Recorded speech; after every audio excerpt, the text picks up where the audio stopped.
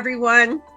Helping Parents Heal assists bereaved parents in very significant ways.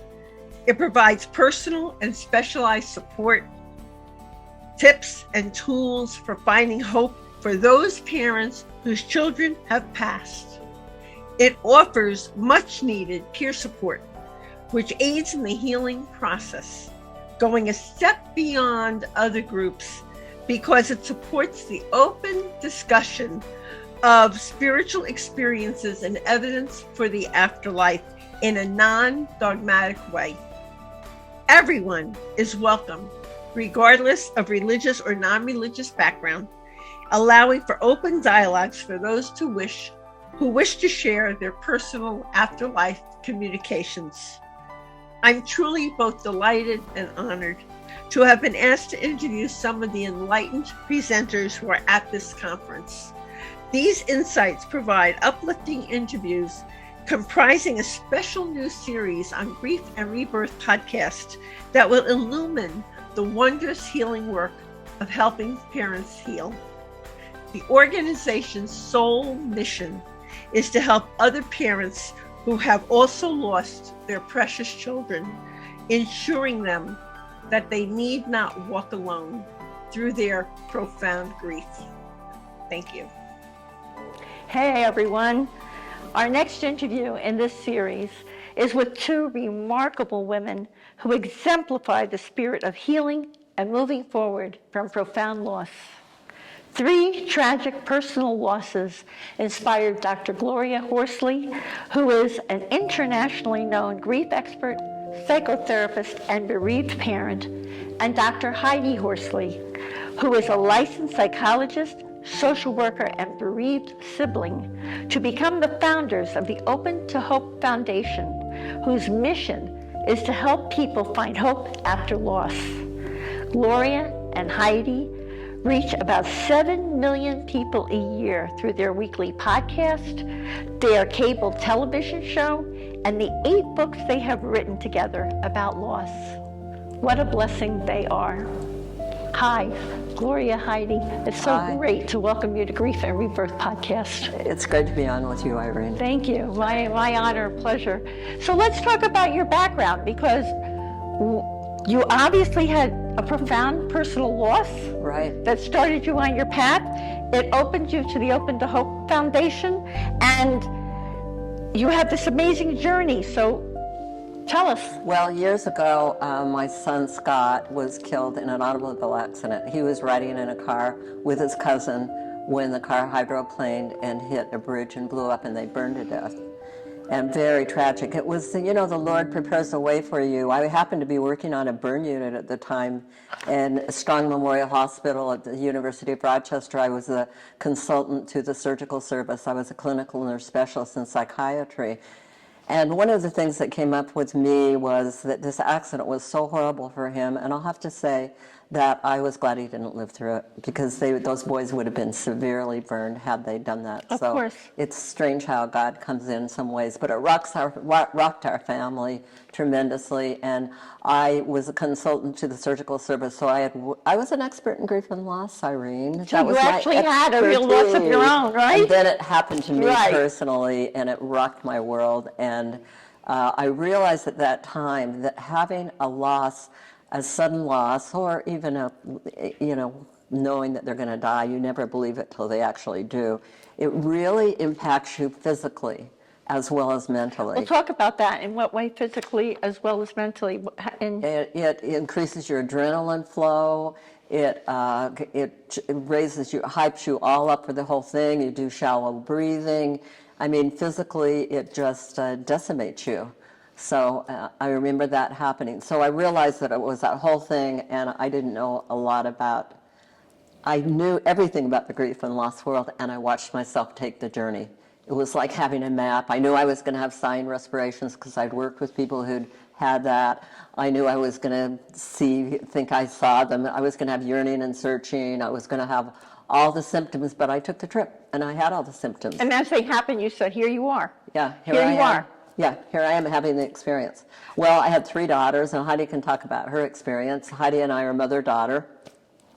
Yes, so... And I want Heidi to talk about her experience and then tell us about how this journey took you to the Open to Hope Foundation.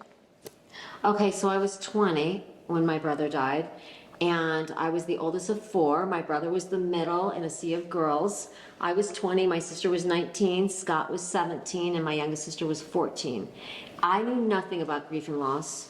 It wasn't even in my wheel well. I had no idea I would have this experience and was completely unprepared. My brother was at the prime of his life. He was an athlete. He varsityed in 3 sports.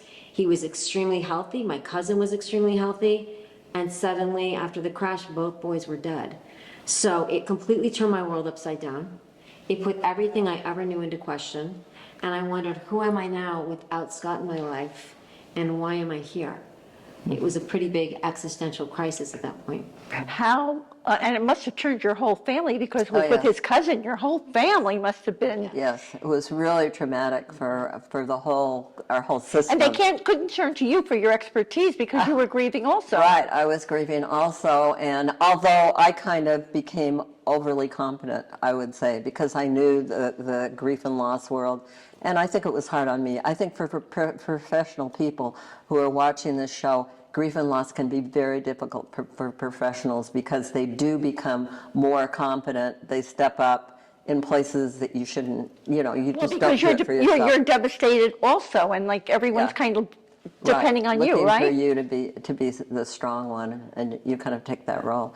But fast forward, I did not get involved in the world of grief and loss. I got involved in many other worlds. I became a Reiki master. I became a teacher of the work of Byron Katie, for those who know Katie. I know Byron Katie. I became a teacher for Carolyn Mace, if those who know Carolyn. Mm-hmm. I also learned the Enneagram from Helen Palmer.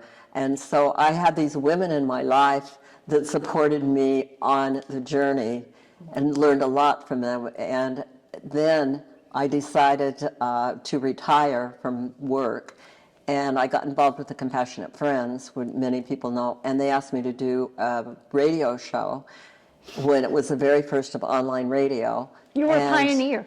Yeah, we were pioneers thanks to Compassionate Friends. So I started online radio with Voice America. Well, my family, Heidi got on it, everybody was interested, and Heidi said, well, tell them what you said, Heidi. I just said that the sibling voice was missing. Mm-hmm. You were talking a lot about parents and parent loss, and it's very hard to lose your child. It's horrific. But it's also hard to lose your brother or sister. Mm-hmm. And I felt like that voice is so minimized and unacknowledged, and a lot of the focus is on parent grief. And so I felt like we weren't being heard. And so, now, wait a minute. So she said that to me, just the words she said just now. And Mom, I said, I'm not being heard. Yeah, and I said, well, Heidi, if you want to be heard, I haven't lost a sibling. Come on and be my co-host. Yes. So fast forward, that's been 14 years. We have 1 million people 15, a little over 15 years. And be careful what you wish for, because I have been her co-host for over 15 years, and we often do not agree. My mother sees herself as being very strong after my brother died, and while she was, I often felt like I had to be strong for her. Yeah, and because you were the oldest child. Yes. Also. And I had to, a lot of times siblings will hide their grief from their parents because they don't want to cause their parents any more pain. Yeah, they don't want them to suffer more. Exactly. But meanwhile, you're suffering. Exactly. Yeah. So it's an interesting dynamic how it impacts the family system. In fact, we even wrote a book about it, Teen Grief Relief. Yes, we did. Say it again? Teen Grief Relief. Yeah. Yep, you can get it online, Amazon. How to understand teenagers after loss. Mm-hmm. So now you're doing a presentation for Helping Parents Heal called Finding Hope After Loss, right? We did not do a presentation for Helping Parents Heal this year. We're doing video. You're doing videos for them. We're doing videos on finding hope after loss, and we've filmed 50 or 60 at this point. Yeah, and how are people responding to that? Are they finding hope after loss? Are you getting positive? That people are finding hope after loss? I hope so. We named our foundation Open to Hope. And the reason we did that is because we want people to be open to the idea of hope. Hope's a hard thing, and it's a process, and finding hope after loss, it takes time, And there are circumstances that make it hard for people to move on. Like I was talking to some people here at the conference who are involved in lawsuits. And, so that delays the grieving process. So grieving is so individual that, it just depends on different people. I think that, and my mom would agree, that conferences like this, helping parents heal, are absolutely crucial. Being around other people that have had similar experiences and getting support and understanding and tips and tools, I think is really, really important. Yeah. And validation that your child is still with you or your brother is still with you. I'm sure you've had validation from Scott. Oh, we have indeed. Yes. We find dimes. We find dimes How does he give what are the signs you everywhere. get? Really? We have found dimes in. I took my grandkids to Alaska. We went on a helicopter, and there was a dime in the helicopter. They're everywhere. I play golf. I was on a golf, taking my golf cart. There was a dime on the golf thing. We find them in cabs in New York City. Everywhere. Yeah, it's really interesting. And my husband died a couple of years ago, and my daughter was saying that she found 2 dimes, when she was putting her coffee down. One for him and one for Scott. Yes. Yeah. And we find them sometimes when we're thinking about them or need them in Yeah. our lives, then we'll see signs and see things and go, wait a minute, okay, this is not a coincidence. So do you get other signs besides the dimes? I see butterflies. In fact, I have a butterfly tattoo. So I see that one often. But I see butterflies. Well, she could tell you about an experience right after Scott died. She went on Outward Bound, which is a wilderness program, and tell that story. I love this story. Okay. So it's an outdoor wilderness 23-day program where you live off in your, with your backpack on your back. I'm not athletic, so it was very hard. What in the world what motivated you to take that? My brother. He had done it the year before and loved it and was a star on it and kept telling me, Heidi, it's amazing, you need to do it. So In your grief? I didn't know he was going to die.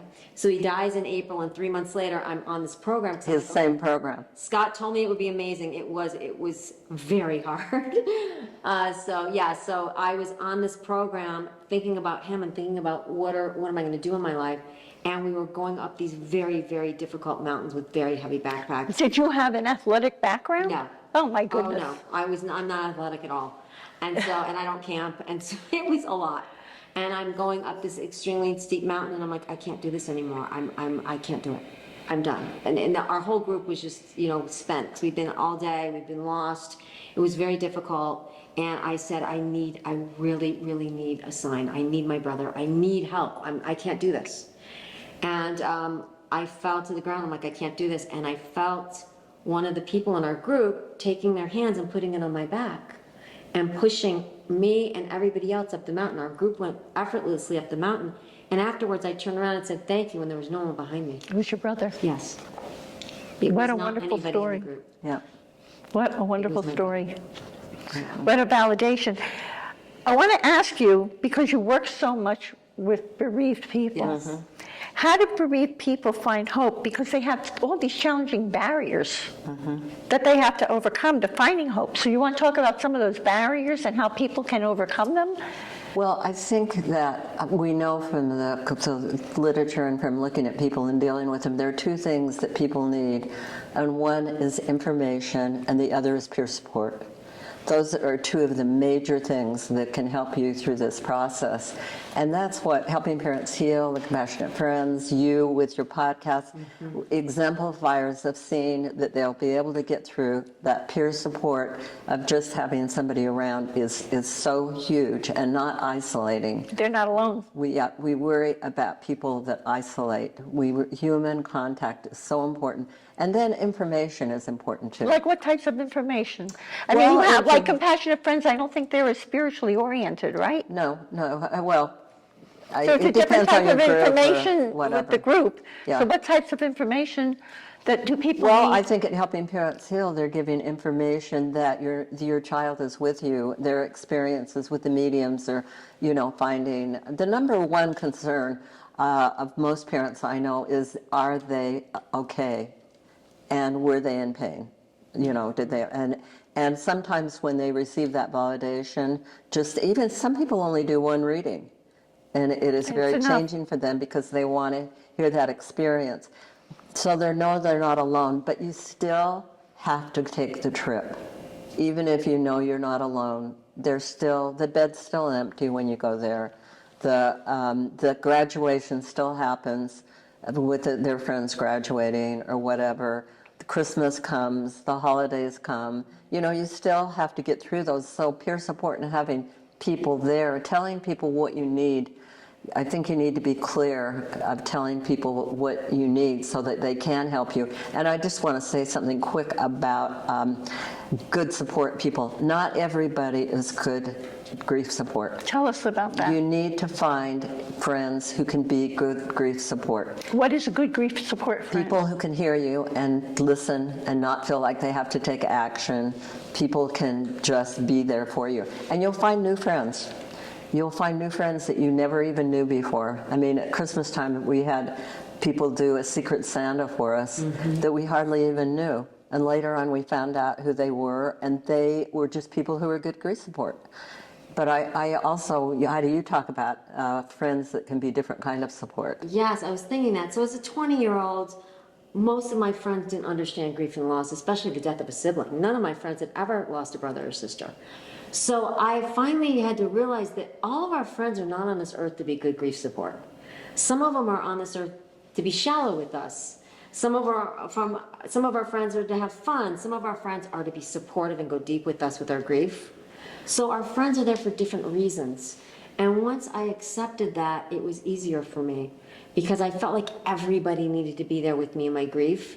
And sometimes people can't handle it or they don't know what to do. And sometimes you'll lose people. I mean, they won't show up, even relatives or whatever. They can't take it. Yeah, they can't take it. They can't handle and then it. you'll have to decide later on if you want to forgive them. What I try to do is, in my experience, I kind of bless them and let them go. I just, Well, Carolyn fine. Mays says something that really helped me through this, and that is she talks about sacred contracts. And Carolyn says you don't have your sacred contract might have been with this friend for 30 years, and the contract may be over. Yeah. So just deal with it. The contract's over. sure, we come in with different roles that we play in our lives, and they're not always forever. And some beautiful people come in, and we met some beautiful people here at Helping Parents Heal, and through the grief journey, we've met wonderful, wonderful people that become dear friends. That's how it works, isn't it? Mm-hmm. You know, one thing about the grief world I love is that nobody cares what anybody does for a living, or even where you went to college, or They want to talk to you about your brothers, your sisters, your children, your spouses, and whoever you're here to pay tribute to. And also how you're doing and getting through life, and getting through the real stuff. With real people, it's wonderful. They don't sweat the small stuff because they only know from after that it changes you, and you're only concerned really.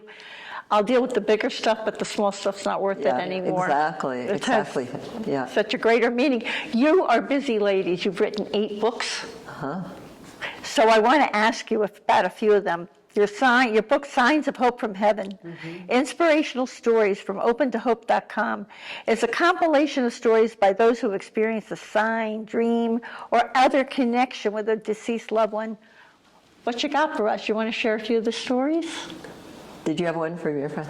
I have one that's my own story, which I didn't initially want to share.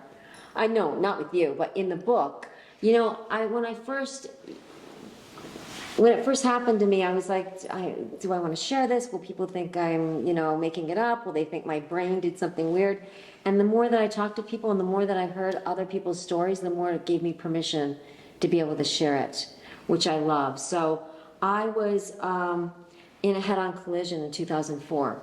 And it was an accident very similar to the one that killed my brother. That must have been a really wonderful experience for you, right? My God. Yeah. So it was about deja vu. Exactly. What was interesting, Irene, is when the car was coming towards me, my first thought was my parents cannot lose another child. It's all I kept thinking about. But there was no place to go. So this driver was coming, at 100 miles an hour, hit me head on, and I left the car. An impact. My car was totaled. I left the car. You're talking about your soul left. My soul left the car. My body didn't, but my soul did, and it went towards what I've heard a lot of other people describe as an amazing bright light. And I knew I was moving into what I now think is heaven, and I knew I was going to see my brother. And it was phenomenal. And it was such a great feeling. And I was so happy that I was going to be reunited with him because we were very close. And he said to me, before I saw him, I heard his voice, he said, "You have to go back." And I was like, I don't want to. Because I knew if I went back into the accident, it was going to be horrendous. And I was going to meet him. And he said, you have to go back. Your time isn't ready yet. It's not your time. So I went back into the car and into the pain. Into the pain body. I had a miscarriage because of the accident. I was pregnant. There were ambulances and police and fire departments and jaws of life because my car was smoking, getting me out, and I was whisked into an ambulance, and it was awful. Horrific. I wanted to be in this other place, but I realized at that point, wow, there is another place that's phenomenal. And you saw Scott there, yeah? Yeah, I felt his spirit and felt like we were about to see each other. So I thought, this is real, you know? And since then, we've heard a lot of other stories, which have been phenomenal. Yeah, Do absolutely. you have one for us, Gloria? Oh, wow. Premonition. Your premonition. Oh, I have a forewarning. A premonition. A premonition. When I was 6 years old, I had a doll in a baby carriage, and my closest cousin in the world had a doll in a baby carriage. When we went out in the woods and we lost our dolls, we lost the baby carriages in the woods. We didn't know where they were, and we were supposed to be home, and it was really panicky, and we knew our parents would be mad. But we found them, and we went home. Fast forward 30 years, our two sons were killed together. Wow. So they lost their babies. They lost their, wow. Giving me chills. I know that, Open to Hope and Grief and Rebirth, we have so much in common with our mission, which is to help people to heal and to evolve and to understand that they can move through grief.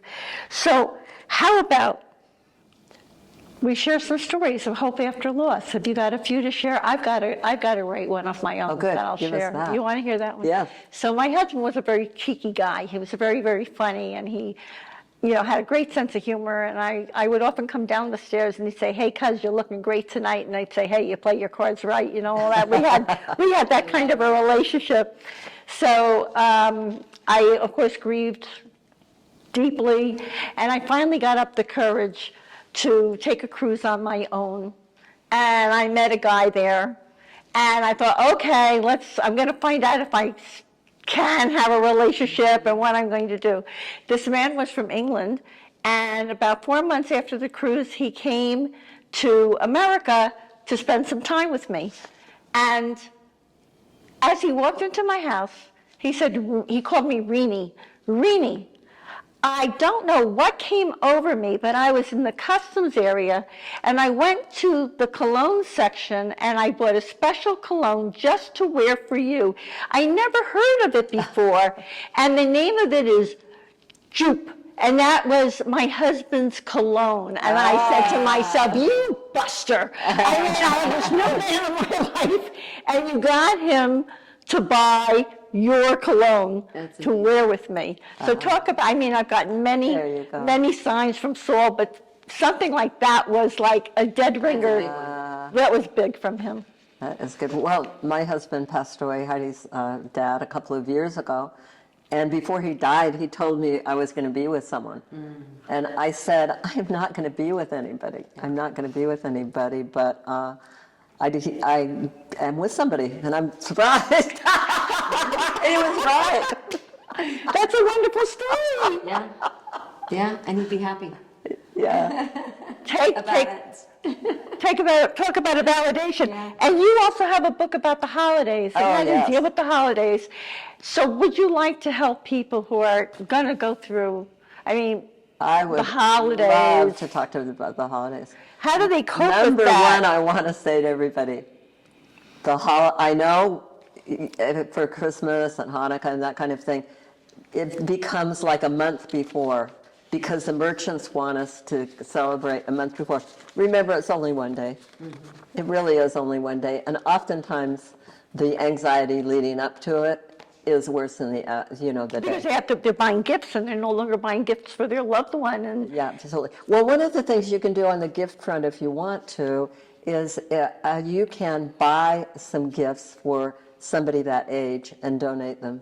gifts Oh, that that's a you wonderful think your idea. child might like. You can buy that gift for them, that special gift, and give it to another child.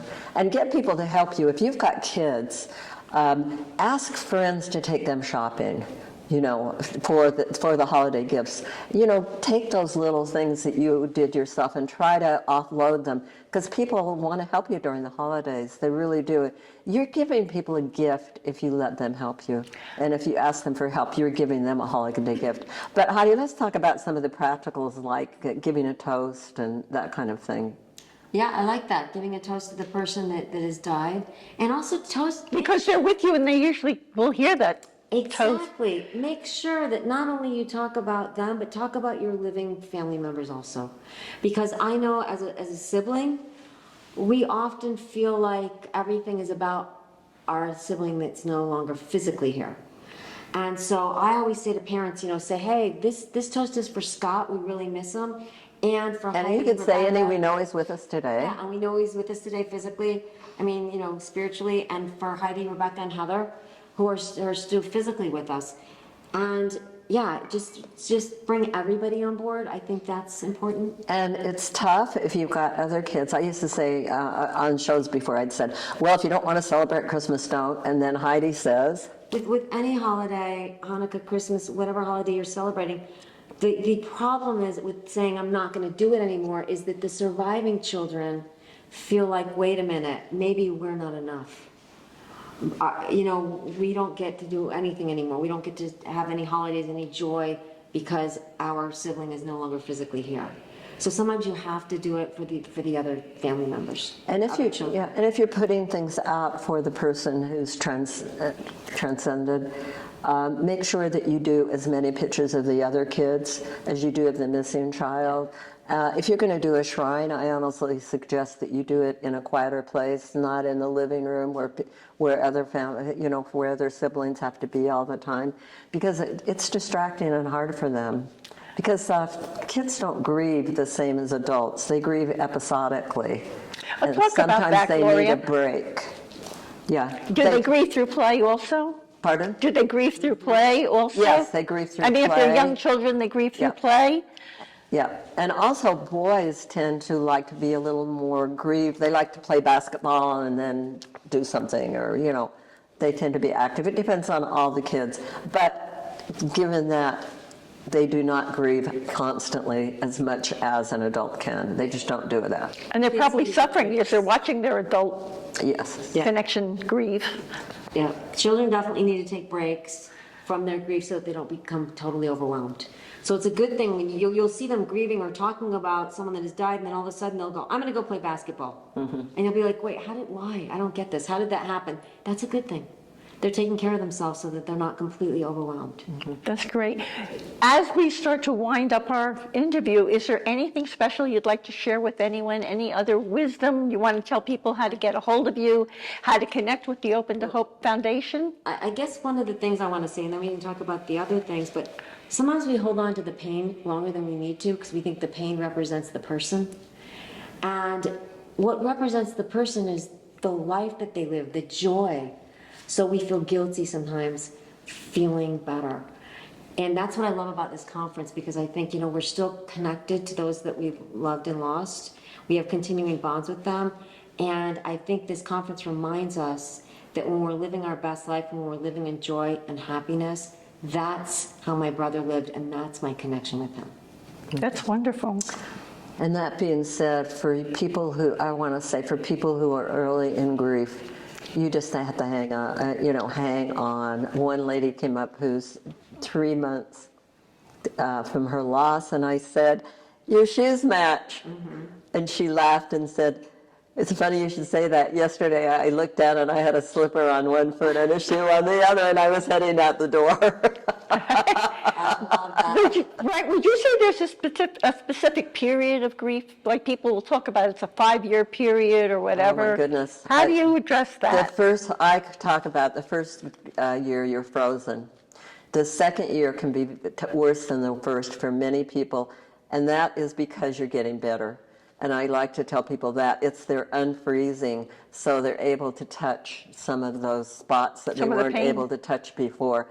So, and the second year is tough. The third year, I think you start to, realize that this is going to be your life, and dealing with it, and then moving through. But there are many things that can block grief, and people need to get some help if they have some of those I so believe things. in that. I mean, there's so many forms of therapy and healing that are out there for it. There are. And if you've had trauma, rapid eye desensitization can be very great, where we've learned that the brain can't process thinking about, say, if you had to give somebody mouth-to-mouth resuscitation or something like that, and it keeps coming up for you, the brain, if you think about these thoughts, the brain thinks that it's all happening. The brain just thinks it's still happening.